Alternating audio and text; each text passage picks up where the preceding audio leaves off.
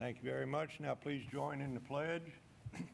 I pledge allegiance to the flag of the United States of America and to the republic for which it stands, one nation, under God, indivisible, with liberty and justice for all. I don't know what he's thinking. Thank you all very much for being here this evening. Now's the time for any public comments or requests. I didn't receive any cards, but if anybody would like to address the board at this time, they certainly may. I don't see anybody coming up, so we'll move on to approval of minutes. You received in your packet minutes from our meeting of 11/2/21. Unless there's any additions or corrections to those minutes, I'll entertain a motion to approve them as presented. So moved. Second. It's been properly moved and seconded that we approve the minutes from November 2nd, 2021 as presented. Is there any discussion? All those in favor say aye. Aye. Any opposed, no. The minutes have been approved. Next up is adoption of the agenda. You received a chance to look at that. Do I hear a motion to approve the agenda as presented? So moved. Second. It's been properly moved and seconded that we approve the agenda as presented. Is there any discussion? All those in favor say aye. Aye. Any opposed, no. The agenda has been approved. The only action item we have this evening is the personnel list. You received a copy of an updated personnel list in your packet. The administration recommends approval of the updated personnel list as presented. Do I hear a motion for approval? So moved. Second. Mr. Dunn, Yes, ma'am. I would like to abstain from voting on the personnel list this evening. Yes, ma'am, you certainly may. Is there any further discussion of the personnel list as presented? All those in favor say aye. Aye. Any opposed, no. The personnel list has been approved. The first information item is a special announcement, and we're delighted to have with us this evening State Representative Lee Ewert, who represents us in the South Carolina House of Representatives, and Representative Ewert's going to make a presentation this evening.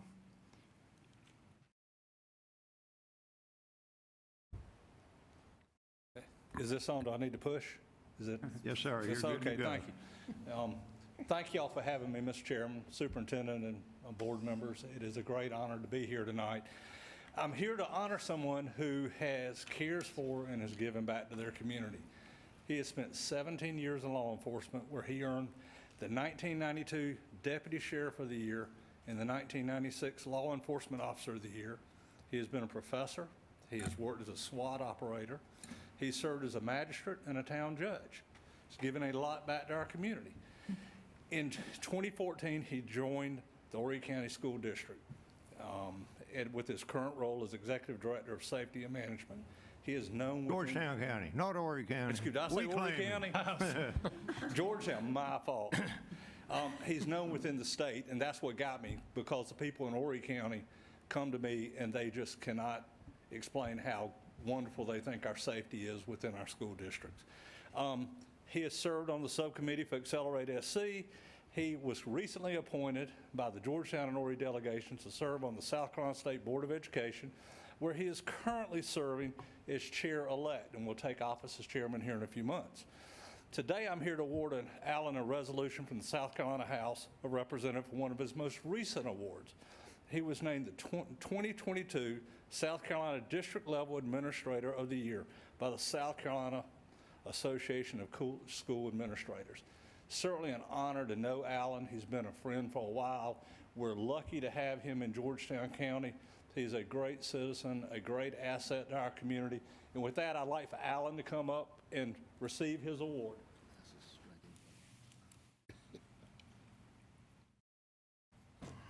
Alan, on behalf of the House of Representatives of South Carolina, proclamation signed by all members, and we appreciate your service. Thank you. Thank you very much.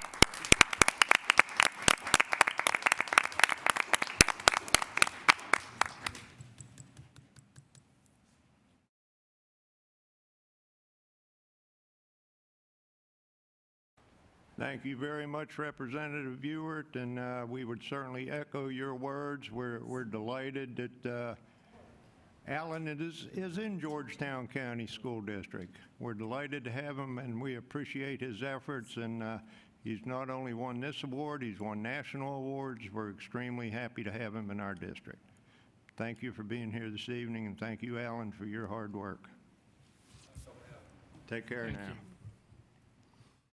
Keep doing a good job in Columbia. We need all the help we can get. I will try to send you as much money as I possibly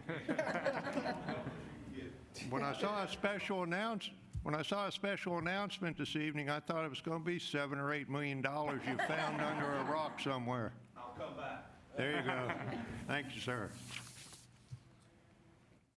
The next information is a construction update. Mr. Bob Sabira, MB Con.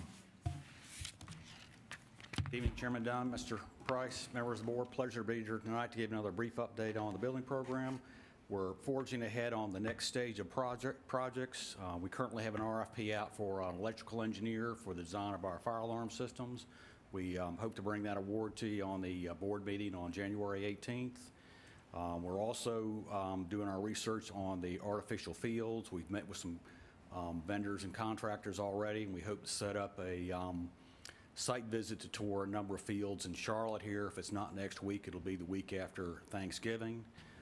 We've also got to review our next round of design proposals for our roofs. Those are roofs that are designed for 2023. Currently, the three roofs that we have currently under design, that's Plantersville, Pleasant Hill, and Marysville. We had a pre-bid on those three roof projects yesterday. We had, I think, 12 bidders out there, so we expect to get some good pricing on those projects. Those bids are due December 1st, and we had initially hoped to have that work take place next summer of 2022, but we understand material shortages are probably going to push that work into the fall. We tried to push our design early on that. This is 2 months earlier than what we did these roofing projects before, but materials are so far out, we're struggling with that. I just wanted to let you know up front, but I think we've addressed that in the three roofs that we've recently completed here at Kensington, McDonald, and Browns Ferry. A lot of that work took place during the school year.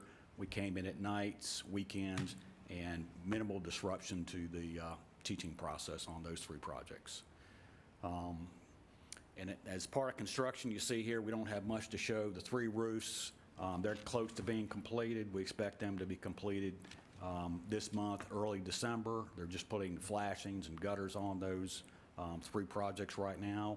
We also turned over the elevator at Howard Adult Center last month, turned over the front entrance at Georgetown High School, and the bus lot at Waccamaw. All those projects have been turned over. The front entrance for the stadium at Georgetown High School, there is a small parking lot area off to the side that it's been wet. We're trying to let that dry out so we don't spend more money putting other materials in there. We think we're close to getting that dried out. The other thing you've seen there at Waccamaw Elementary is the drive in front of the gymnasium there. We're getting close to getting that complete. That should be done next month.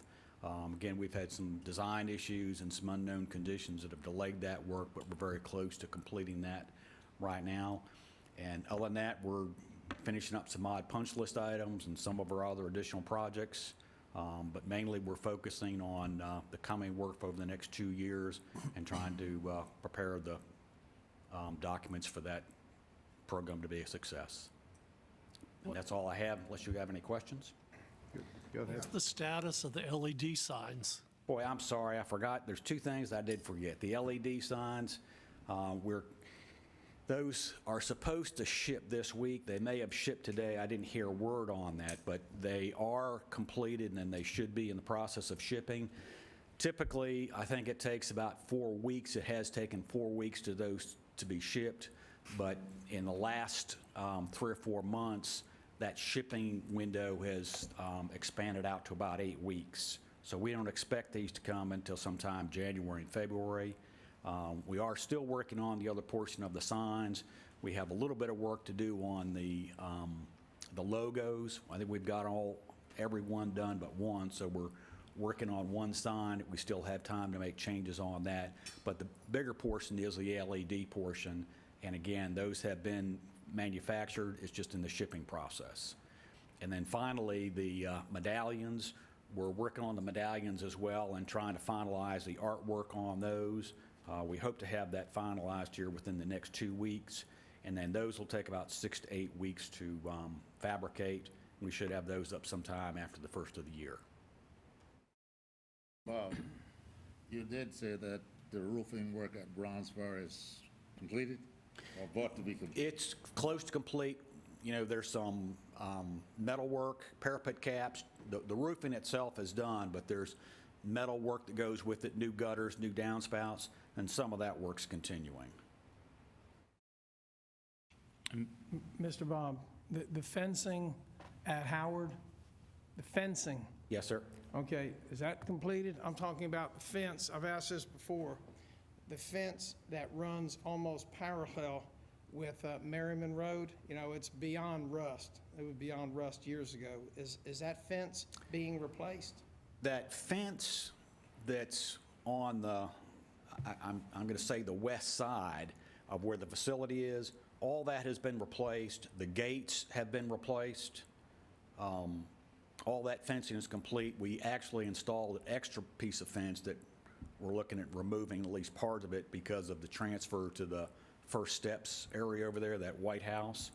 I'm not sure if the area you're talking about is more on the other side of the road of the Howard adult side. We had no plans to do anything to that fence. But I think you'd mentioned before we had some temporary fence that we hadn't replaced. That's all been replaced, and we've replaced the 2 gates on either side. Okay, what you just made a reference to, that's our property though, isn't it? Yes, sir. Okay. Anybody else? Mr. Price? Can you clarify on the medallions and where those will be located once that's completed? They're scheduled to go on this back wall here. Oh, good.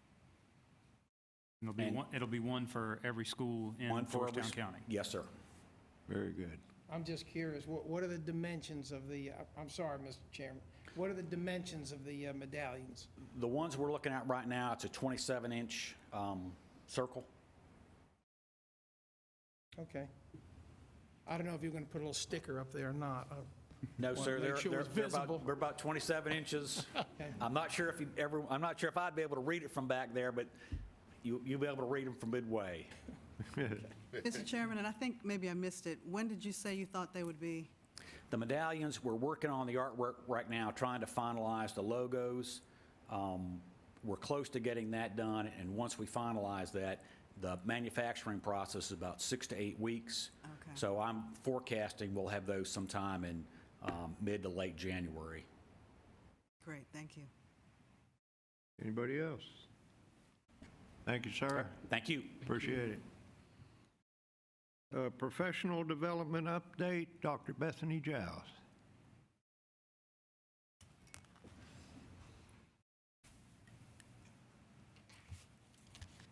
Good evening, Chairman Dunn, members of the board, Superintendent Price, district administration, staff members, and members who join us virtually. This evening, we do share with you a professional development update from Academics and Student Services. This year, our team has adopted the motto, Growing the Green. GREEN is the acronym for Grades, Expectations, and Engagement. As a team, we met to review district data. We answered 3 questions. Those 3 questions were, who are we? What do we have to do? And what are we going to do?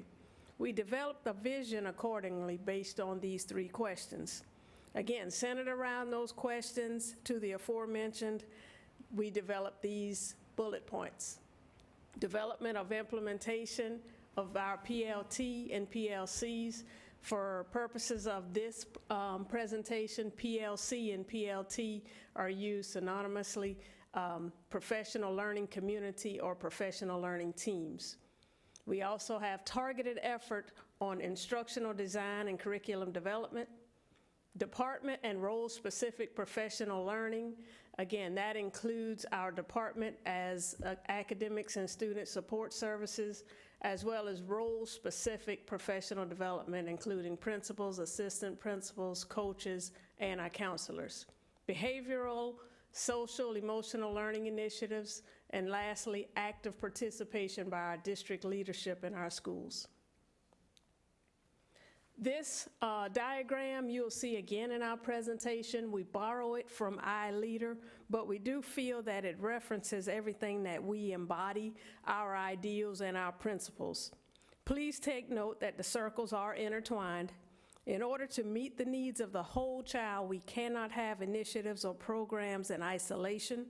We cannot have staff members working in isolation. We have to be a collective unit with a collaborative mindset.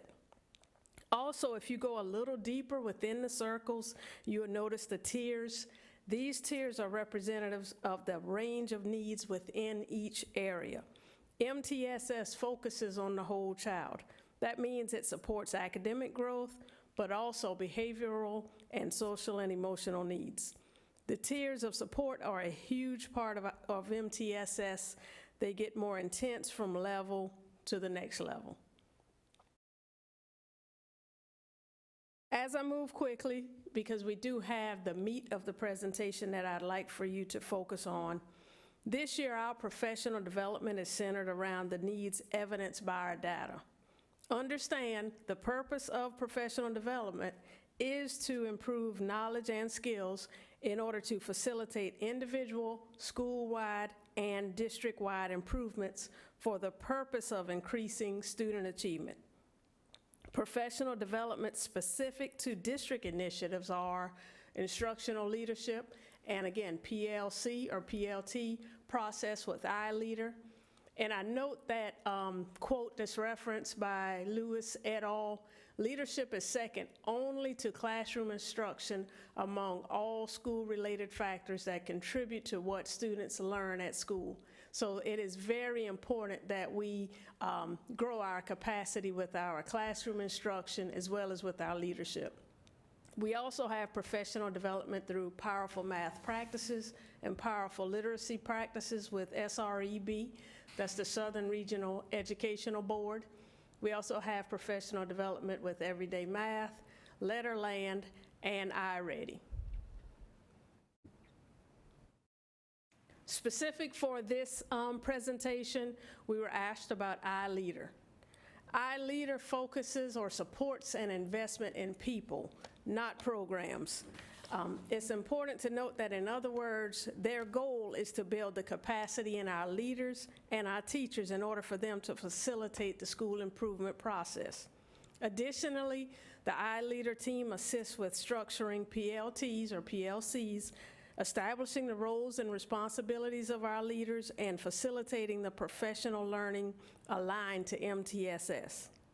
To speak specifically about the works that they are doing in our schools, Mr. Coynes will share how the work first began at Browns Ferry Elementary School and expanded, and Dr. Hamill will follow with an overview of the work in our secondary schools. Thank you, Dr. Giles.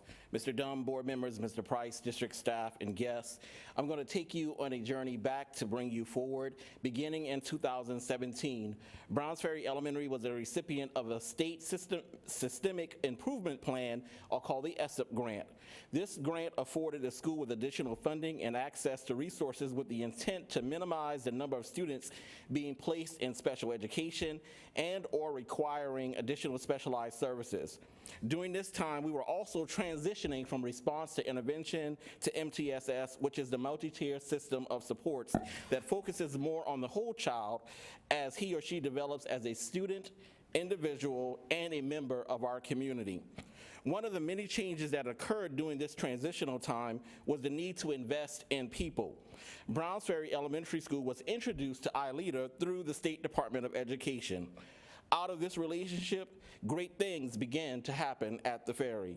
A small staff that currently consists of one teacher per grade level that collaborates, plans, teaches, and assesses through active involvement in PLTs and professional development that specifically targeted active learning environments and data-driven decisions from the administration and teachers.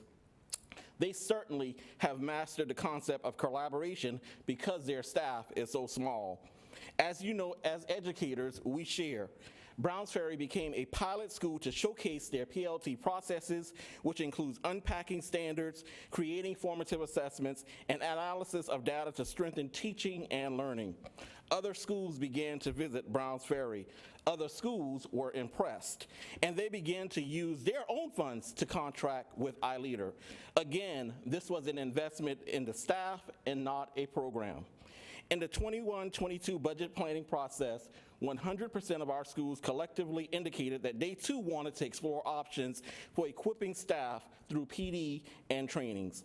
As you know, at that time, many of our students were in a virtual environment.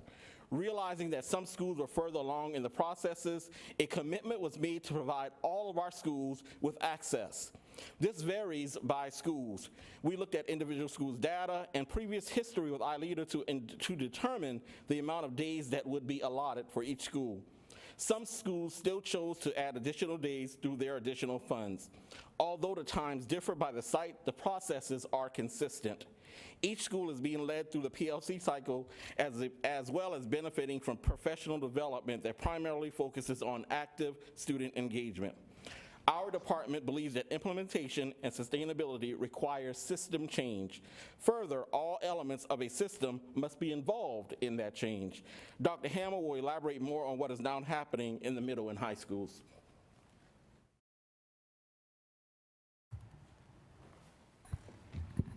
Good evening, Chairman Dunn, members of the board, Mr. Price, district staff, and guests.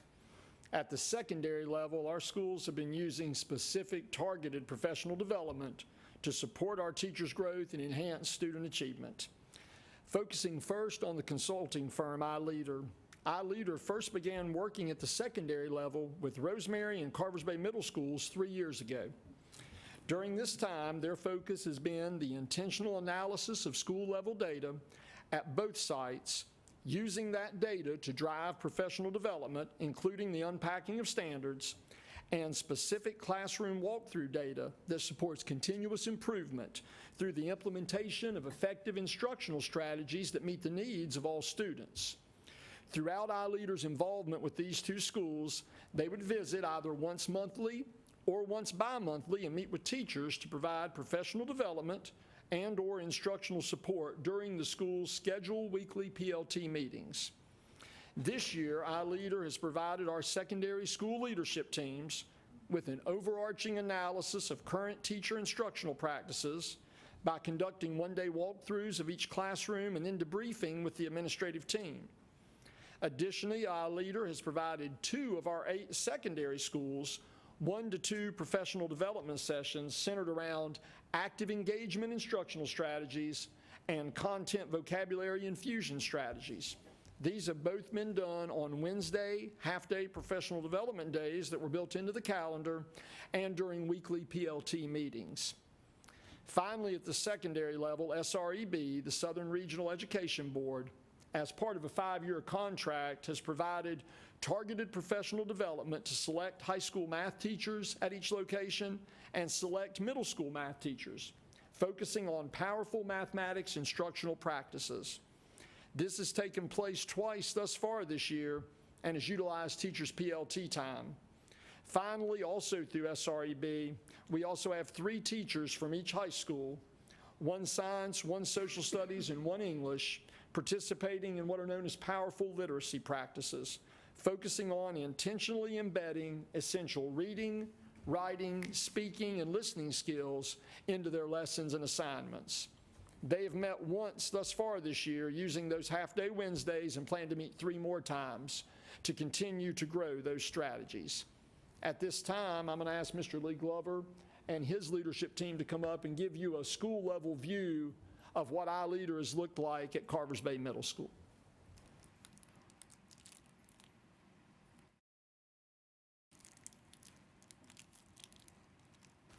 Greetings, Chairman Dunn, Superintendent Price, Dr. Lance, board members. I want to thank you first and foremost for this opportunity to come before you and kind of showcase what's going on at Carvers Bay through the iLeader, the impact of iLeader.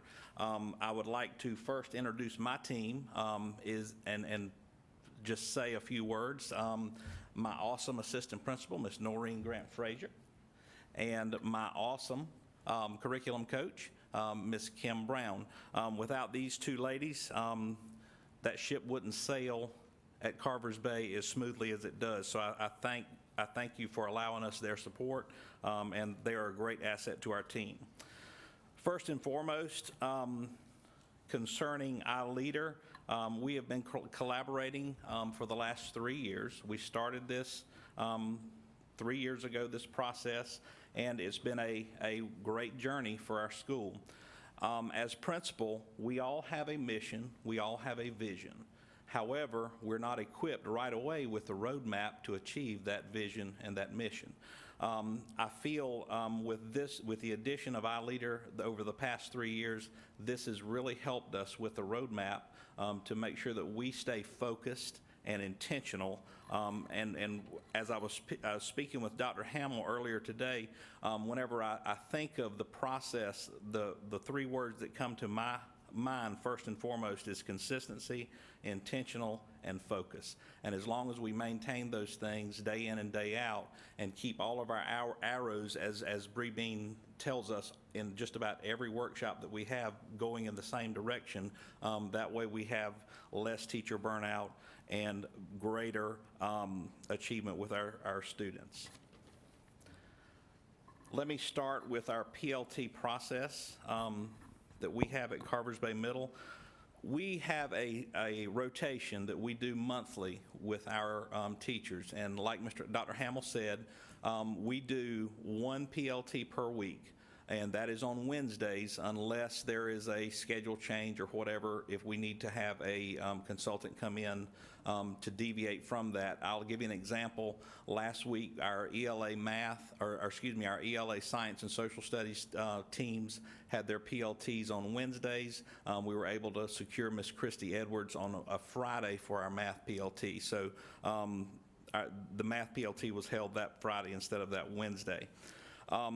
The rotation that we go through monthly at Carvers Bay Middle are as follows. Unpacking standards. With that, we secured dates with our district coaches, Ms. Dina Stone, Ms. Tracy McCants. They come in monthly with our teachers. They sit down with our teachers and unpack with our teachers so that we can make sure that our teachers understand, whenever they're looking at those standards, the intent of the standard. Again, I want to go back to being intentional whenever we're delivering instruction. Next, we have data analysis. The data analysis PLT comes from, depending on the time of year, okay, and the specific test that is being given at that time. If it's diagnostic time, it's iReady. CFA, that is our common formative assessments. Mastery Connects if it's benchmark. So those are the different pieces of data that we look at during that time. And one of those things, not one, but several of those things that we look at are areas of weakness or areas that we see that we need to improve. Once we figure out our areas of improvement, those things that we do, that's whenever we come together to develop a plan to address that. Given looking at some of the things that we have talked about at Carvers Bay Middle, obviously informational text in ELA and our number sense in math has posed a problem. And math, as you well know, you can't build your house without that foundation. So we want to make sure that we're able to allow our students the opportunity to access the curriculum by looking at those basic skills and making sure that they're equipped with those basic skills. The third rotation that we take at Carvers Bay Middle is classroom walkthrough, professional development. We had an entire staff meeting last week, professional development, where we were able to actually look at the admin classroom walkthrough data versus the peer observations of the teachers. And it was a really neat staff development day for us. And why I say that is this: everybody has a perception whenever you come into the building, and everybody's perception is unique to that particular person.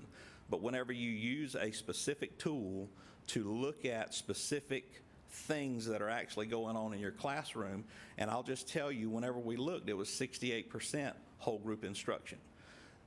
That was from the peer observation to the administrative observations, and it was very, very consistent and eye-opening for our teachers. So at that point, our goal becomes more collaboration. We want to get our students involved in discourse, because if they're able to talk about it and speak about it, then they learn, okay, whenever they can articulate that. So we want to move our focus from a teacher-centered classroom to a student-centered classroom.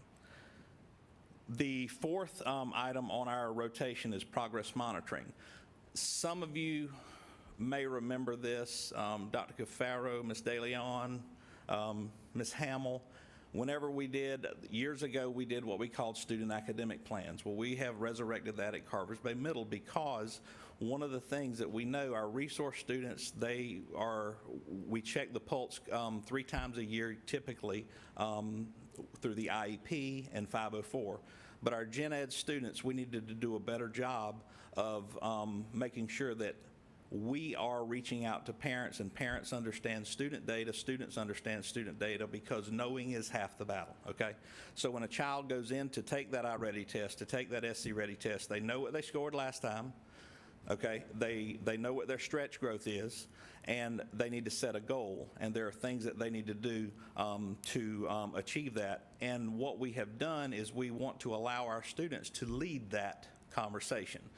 Again, knowing is half the battle, so we provide that time for our teachers to be able to do that. We have, I should say, not we, but Ms. Brown has created a Google site. We have all of our student academic plans in those with the children identified, and those teachers go in and they do that 1 per 9 weeks. So that is our PLT monthly structure at Carvers Bay Middle School. Our focus, as identified from our data analysis that we go through yearly, is based on our SC Ready and SC Pass and iReady data. The implementation, as I said earlier, informational text is a real struggle across the board in our state. And so one of the things that we noted whenever you pull the strands from iReady is we have deficiencies in vocabulary. It's not that our kids can't read, it's that our kids don't have the experience with a varied vocabulary. So what we implemented at Carvers Bay Middle is the Word Within a Word program in our ELA classes to address those vocabulary deficits. The other thing, and this is one that I am most proud of, is providing professional development in science, social studies, and language arts. But more specifically, our ELA teachers know how to do this. Our science and social studies teachers really needed some professional development on this, and I would encourage you, if you would like, we do have an iLeader PLT tomorrow focused on comprehension routines, comprehension literacy routines. Bree Bean will be there tomorrow leading that PLT, and so I would encourage you, if you'd like to see what's going on, you're more than welcome to come out and observe. But with that being said, those routines, where is informational text taught? The best place is in social studies and in science, because that is what they're learning. In elementary school, we've said this for years, children are learning to read. In middle school, children are reading to learn. So that's typically the divide whenever you're transitioning from elementary to middle school. So we have to give our students that opportunity. And so the comprehensive literacy routines that we have and strategies that we have developed over the 3 years with iLeader have helped us tremendously in the science and the social studies classroom. Now, there are some issues There are some setbacks that, as you know, we had a great start to the year at Carvers Bay Middle School, ready to hit the ground running, and as I heard Superintendent Price say, we got hit right between the eyes. At that point, we had to kind of pull back, not differentiate as much, okay? But as of right now, we're working towards getting back to that, and especially once we had our staff development on our CWT classroom walkthrough data, it shows us exactly what we need to do. So that's our focus, our literacy focus at Carvers Bay Middle. In math, as I said earlier, number sense is been established as a weak point through iReady. And in the past, and I know you probably know this, but I need to just say it, I guess, for my purposes. In the past, we've been standards driven. We had MAP. We looked at SC Pass, SC Ready, those types of things, standards driven. But whenever you're dealing with at-risk students have skill gaps, okay? And I keep saying they need to be able to access the curriculum, but again, if I go back to the math analogy, if you don't have that foundation, you're not able to do algebraic expressions in the Algebra 1 class. So with our math focus, numeracy, PDs for math teachers, and the implementation of number talks, again, we want to get away from the teacher working themselves to death in the classroom, and we want our students showing us what they know. So one of our strategies that we have been working on through Ms. Christy Edwards and iLeader is number talks and having students showcase what it is and verbalizing what it is that they're learning within the classroom. Active engagement strategies is another strategy that we're working on specifically. Common formative assessment strategies, FIST of 5, exit tickets, those types of things, because we want to constantly be checking the pulse of our students while they're in the classroom. And obviously differentiated instruction. Again, this has posed a problem for us with COVID because of manipulatives and things like that, but in math, what we realize is we have to get out of the abstract and get into the concrete, because that's where our students live, and we want to make sure that they're aware of that. So the ongoing initiative of iLeader, and we just kind of broke this thing down into a couple of ongoing initiatives that we are currently developing now. The MTSS plan and provide focus intervention during the school day for non-special needs students. As we said, one of the things that we did as a school, and going down to the next bullet, we revamped our entire master schedule. The last 3 years, I would say we had 53 minutes of instruction. At this time, we have 74 minutes of instruction. So to add, when you're adding things like remediation, you're adding things like word within a word, number talks, pathways for iReady, so that you are able to constantly check the pulse of your students to find out exactly if they're getting what it is that you are teaching. We had to add that time in.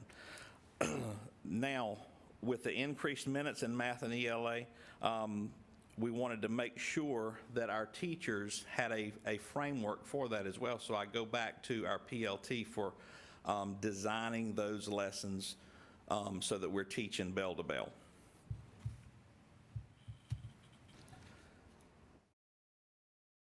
Carvers Bay has worked with iLeader to analyze the following: iReady data, allowing grade level teams to create data notebooks and identify students by tier. Again, we want to develop our core instruction, so we've got to identify those students, and once we know those students, we know exactly what type of instruction we need to improve upon. Classroom walkthrough data to determine specific immediate needs of teachers using research-based strategies to reach the needs of students in their tiers. What I will say is one of the things that I'm very proud of, this happened 2 years ago, one of the caveats that came out of our iReady testing was phonics. We had some real phonics gaps. And in schools, what we're finding is you can do some very intentional and specific things to improve, okay? And sometimes they're very, very small. This particular instance that I'm speaking about is we had some real phonics gaps with approximately 22 of our young boys. So what we did is we triaged those students, and we made sure that they had some intentional instruction at specific times with that. And our phonics, once we tested them, at that point, they tested out. Now, sometimes, yes, we had some students who maybe didn't take the test seriously, but once they got in there, we had a dynamic teacher who worked really hard with them. Once they got in there and saw exactly what it is that the test is telling us, they said, okay, I need to step it up, and I need to do a little better. So once they got in there and they took the next test, they made sure that they tested out. Again, knowing is half the battle. Now, classroom walkthrough data and our immediate need, again, we also have been blessed this year with an interventionist at our school. And again, we use iReady data where we're looking at specific intervention skills for her to work on. And the way we utilize this at Carvers Bay Middle School is we have identified specific students, and Ms. Woodward is her name. She will pull students from their exploratory classes at times. And then we have 3 classes in which she goes in to team teach. The teacher, they can get them started, get them working, and then she can pull small group at that point to foster the instruction going on within the classroom.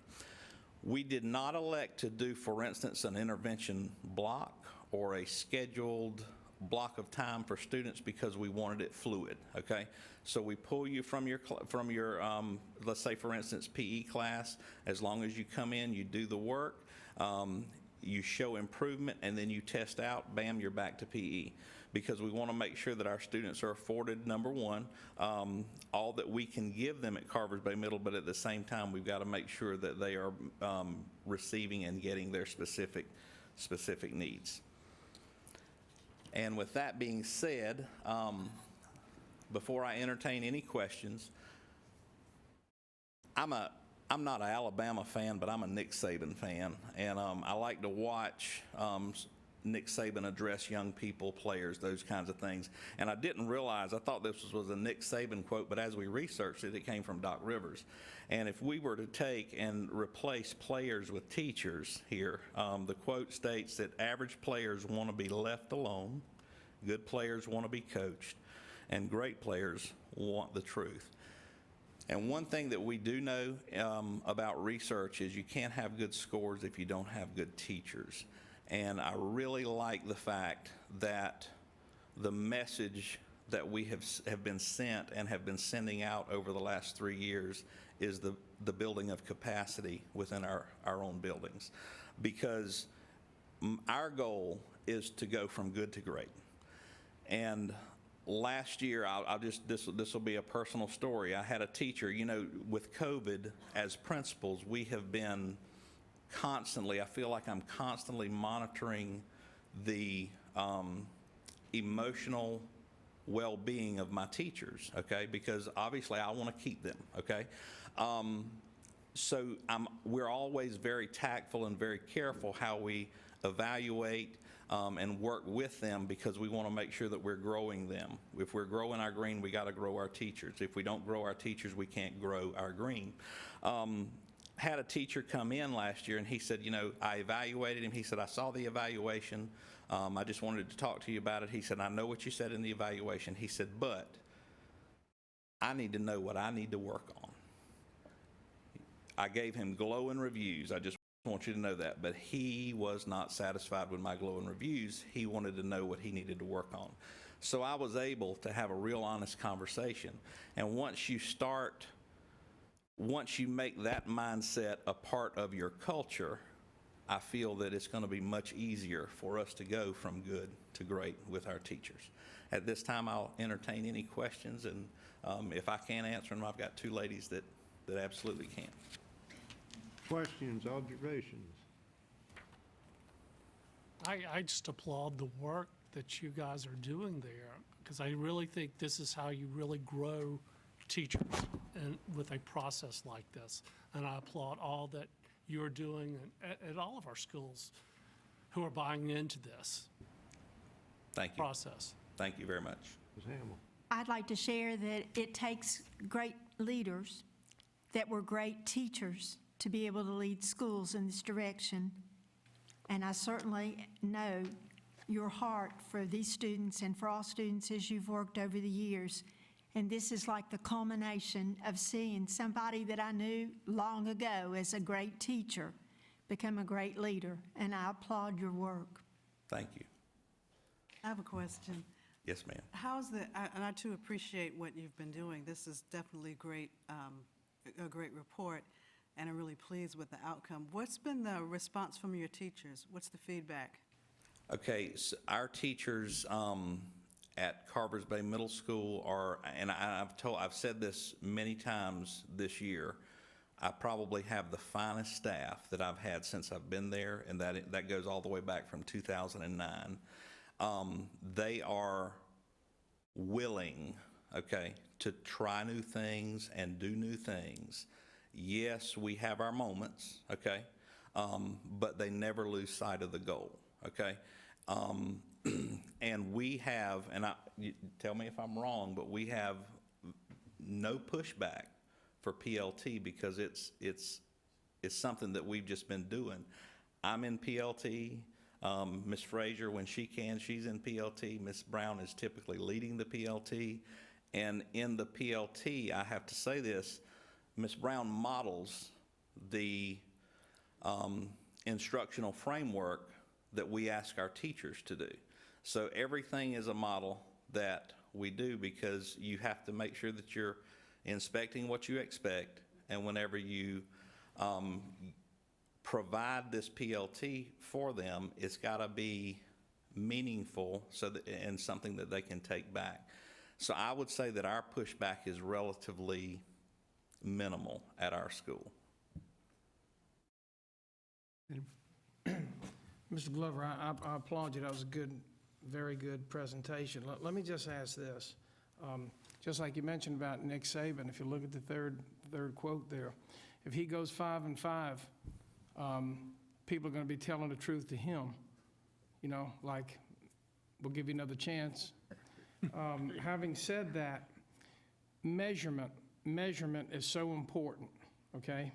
And with the COVID situation we had, it's really unfair at the end of this year to compare it to anything. You know, you probably need, I would think, 2 or 3 years of data to take a look, you know, when we get back to quote normal, unquote. But that's what I'd like to see. And I do have just one little question. Smaller schools, every school has challenges, every school. But you take a school with, let's say, 300 compared to 800, it's a big difference, big difference. I was just, as you were giving your presentation, you motivated me to look up a couple of studies, you know, about small schools compared to larger schools and so forth, and they all have challenges. But are we doing the same thing in the larger middle schools? You know, just like, for instance, Georgetown Middle comes to mind. What is your population roughly? Right now, today, 286. Okay, and that's a great size. What you're doing, offering those students one-on-one, wonderful, wonderful. And you know, I think about a bigger school like Georgetown Middle. You know, they really need to double their efforts. They have a you know, a very tough challenge with all the students they have. So keep up your good work. But I just wanted to throw those factors in there. Okay, thank you. Thank you, thank you. I have a question with iLeader. Is the end goal for iLeader to stay with this district, or what's the end goal here with I can answer that. I see the good work they're doing, but what's the end goal? So as we discuss iLeader, I will tell you, they always say this one thing. Their goal is to work themselves out of a district. At the end of the day, they want to, again, as we've referenced, Mr. Glover has referenced, they want to build the capacity in our leaders and in our teachers in order to sustain the work that they've helped to facilitate. So again, their goal is to work themselves out of our district. Yes, ma'am. I do have a quick question. Okay. Every school, or a comment, I guess, every school is not at the same place that Carvers Bay Middle is, because everybody has not worked with iLeader the same amount of time. Am I to understand that that's correct? You're correct, and Dr. Hamill was going to reference the question or answer the question, I think, from Dr. Cafaro, so I want to give him that opportunity to speak to how it looks differently in our schools. Yes, ma'am. No, Dr. Kafar, as you speak, they've been with iLeader for 3 years. Georgetown Middle and Waccamaw Middle are just starting this year. They've just had their initial overarching analysis, and beginning, they've each had 2 professional developments. Now, they're having PLT meetings every week, but they look quite different than they look at Carvers Bay Middle right now, because they're at a different stage. They're at year 1 of year 3, but yes, sir. Thank you. And that's the difference we're seeing across the district. Is iLeader working with the curriculum coaches and coaching them in this whole process? That is correct. They're working with our coaches, they're working with our counselors, principals, assistant principals, as well as district administrative staff and interventionists. Anybody else? Thank you very much, Dr. Gals, Dr. Hamill, Mr. Cones, and certainly you folks from Carvers Bay Middle. Thank you. Very, very interesting and informative tonight. Thank you. That was our last information item. Now's the time for any board superintendent comments or requests. I would simply remind everybody that we have a planning workshop scheduled for Friday, beginning at 8:30. Should be a long, productive day. And I'll also say for the second meeting in a row, unless we get long-winded up here at the dais, we're going to end in less than an hour. Any other comments or real quick. requests? I have a neighbor who's a teenager. He came running to me yesterday, okay? He's a big guy, too. I thought I was going to be in trouble. But he said, I just want to let you know, I was offered a job in one of our local dealerships. He's been taking classes in automotive, and he's told me that he was going to have a job as soon as he graduated high school at that dealership. And I thought that was great, and I told him I would mention that tonight without is great. mentioning his name. Wonderful. Right. Other comments or requests? I've got a question. Yes, ma'am. I think it was last year, Mr. Tester had brought a program to the district called, was it Graduation Alliance? Where it would help to meet the gaps of students and help to maybe identify students who had failing grades and help them come up.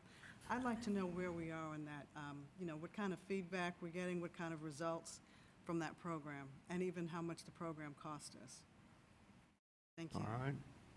Mr. Chairman, Yes, ma'am. I just want to thank all our teachers for everything they've given us so far this year. I know my granddaughter's been out quarantined 3 different times, and the teacher, I'm with her as she's taught virtually, and for a teacher to teach a 5-year-old virtually, unbelievable what the children are learning. But all the teachers have had to deal with this, and I just want them to know how much we appreciate them. Yes, ma'am. Thank you for that. Mr. Price? Great to be here, particularly since everybody's not long-winded tonight. That means I can move on home. By the way, I like to say this, if you're in the Browns Ferry area, this is my last hurrah when it comes to school board on this side of the aisle. I'll be on that side of the aisle comes next turnaround. That means I can call you by your name and not getting thrown out. In either case, if you're interested, Mr. Cohen, spread the word in your church, Ms. Milton, spread the word, looking for good candidates, take the place. I've been in the business for 47 years in Georgetown County, so it's time for me to get away from Patty. That's long enough. In either case, though, you're doing a fantastic job, and I survived COVID so far. And whenever I see you, I have to give you a shout out. It's been a tough time now. I've never seen anything like it in my life, and hope I won't see anything like it anymore. But again, just remember now, when I'm on the side with you, Mr. Cavaras, I'm still in your back. Otherwise, everybody have a good day. All right. You know, Dr. Lance, even when you're out there, you can still get thrown out. That's why we have police officers at these meetings. Yeah. You still got to behave yourself. The damage would have been done by the time they come to carry me out. Okay. So that's all right. Mr. Price. Thank you, Mr. Chair. Good evening, ladies and gentlemen of the board. Let me begin by thanking everyone who attended our strategic planning stakeholder session last week. We had more than 100 people who came together to help with the early phases of building a vision for our school district for the next 5 years. Our 5-year strategic plan will be due to the State Department next April, so we will have a lot of work to do between now and then. I'm excited about the ideas that were shared and the energy that was in the room last week, and I look forward to our next steps together. Last week, we were able to announce the principal and assistant principal of the year. Ironically enough, the 2 winners came from the same team. I told them we would need to begin referencing them as the dynamic duo. So congratulations to Waccamaw Elementary's Ashley Cameron and Robert Del Bagno as this year's winners as principal and assistant principal of the year for Georgetown County. We know that they will represent GCSD well as they now move on to the state level competition. Last week, we also crowned some new state champions for GCSD. Congratulations to the Waccamaw High girls cross country team who won the 3A state championship last week with a team average run time of 20 minutes, 49 seconds. In addition to their team championship, they also had the individual state champion. And congratulations to Anna Margaret Loftus, who finished the race in a time of 19 minutes, 18 seconds. And I would also like to congratulate the Waccamaw Middle Band, who recently learned that they have been selected to perform at the South Carolina School Boards Association's annual convention. Congratulations to the Waccamaw Middle Band for this prestigious accomplishment under the direction of Mrs. Nancy Randall. And I'm looking forward to our board retreat and work session, which will be this Friday here at Beck, as we host guests from the South Carolina School Boards Association who will lead us through some professional development activities. And finally, next week will be a short week for us in GCSD, and I want to wish everyone a safe, restful, and enjoyable Thanksgiving holiday. Thank you, Mr. Chair. Thank you, sir. There's no further business to come before this board this evening, so this meeting is adjourned. Thank you all very much for being here. Thank you.